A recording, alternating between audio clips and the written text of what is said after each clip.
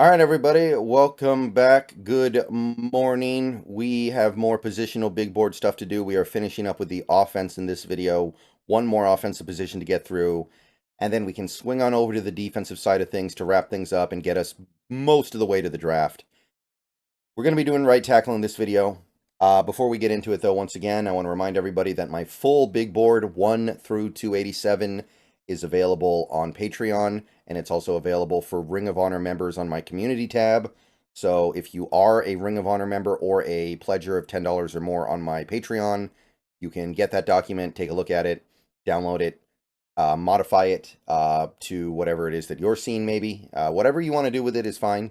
But yeah, that's how you can access that. It just goes straight from 1 to 287. And this is basically just that list divided up by position is how it works. All right, so right tackle. Really good right tackle class, by the way. Like rare ability to get a really good right tackle in this draft if you want to. I do put Talise Fuaga as the number 1. I think he has the best production. I think he has the best actual really good play in this league, and I think that his pass protection is the most safe. So I feel like that he is the top guy for that reason, even though I don't think he has the potential of some of these other guys. I will acknowledge that.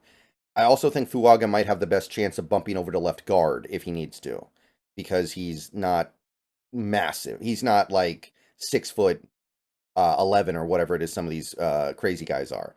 He's 6'6", which is a little more reasonable to be able to bump inside. So Fuaga, number 1. Very close second place would be Amarius Mims of Georgia. Just in love with the potential here. He's such a freak. And despite being overly tall, like taller than you would like an offensive lineman to be, he does a really good job of overcoming it and making sure he doesn't get killed in leverage. And his potential to just be an absolute murderer out there at right tackle is off the charts. Off the charts. Cannot be calculated. J.C. Latham is my third. Again, it's very close. Like, to me, J.C. Latham, Amarius Mims, and Fuaga, you could almost put the 3 of them in a brown bag, and I would just close my eyes, reach in, pull out one, and I'm not going to be too upset. Really good player at Alabama. Really interesting prospect. Another guy who could play guard, potentially. Hard to tell, but potentially. And, yeah, absolutely love the top of this right tackle class. This is a true holy trinity. Next guy I would put in the right tackle list would be Tyler Guyton, and I'll tell you, he's not as good as these top 3 at all, but he might be worth a first-round pick as well. He might be able to play a little bit of left tackle as well, which adds value, and I think he'll be a really clean right tackle prospect, really good in pass protection stuff. So he's my number 4. Number 5 is Roger Rosengarten, a guy who's really been bumping up the big boards in the post-season process. Did not play well in the national title game, but ever since then, it's been nothing but good stuff for him. He tested great. He looked great at the Senior Bowl. There's a lot of excitement around Rosengarten, and I don't think he's going to elevate himself to like the second round, but the way things are going, I don't think you can rule it out. And if we needed a backup right tackle more, well, right now we don't, but if we needed one, this is definitely the kind of guy I would be looking at. Number 6 would be Blake Fisher. I think he's another guy who will be right around the top 100. I expect him to be, at this point, a third-round pick. Good all-around player for the Notre Dame offensive line.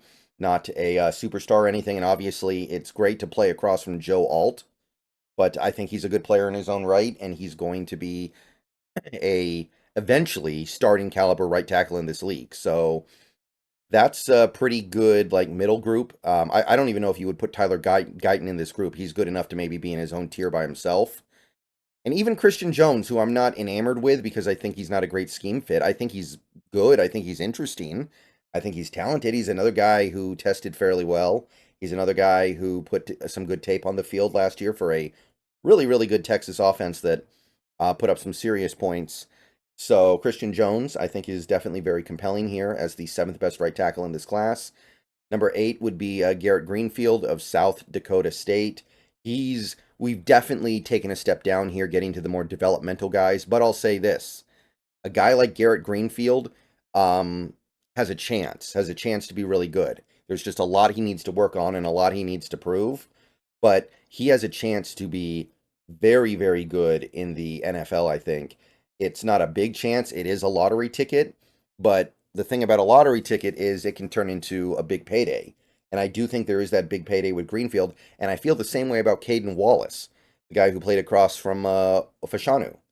So Caden Wallace, I know that he's obviously not going to be a high pick in this draft. I think I put him in like around the fifth, but I think there's actually upside here that you don't typically see with a fifth round pick. I think that he could become eventually a starting caliber player in this league. I could be, obviously, it's unlikely, and I think there's tremendous, I don't want to call it bust potential because I don't think he'll be a high enough pick for it, but there's some stuff here that is actually exciting and strikes me as could be down the line starter caliber. Um, with number 10, we kind of get down more into the guys who I view as being just like practice squad, hang arounds, or depth, permanent depth. They're not going to elevate themselves that much. You got Jeremy Flax of Kentucky. Might need to bump inside to guard, honestly, because he can't move that well. Number 11 for me would be Andrew Coker of TCU, another TCU offensive lineman. And that's actually all I had. So you get down here into like the 7th round UDFA territory and things peter out pretty quickly. But look at this. Look at the overall size of this class.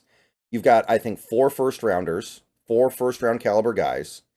You've got a couple of third round caliber guys, I think. And then you've got a 4th round caliber guy. And then you've got 2 legitimate sleepers who I think have upside to be good starters. And then you get down to the guys who are just kind of dull. So it's a nice collection of right tackle talent. And I've said it before, I'll say it again.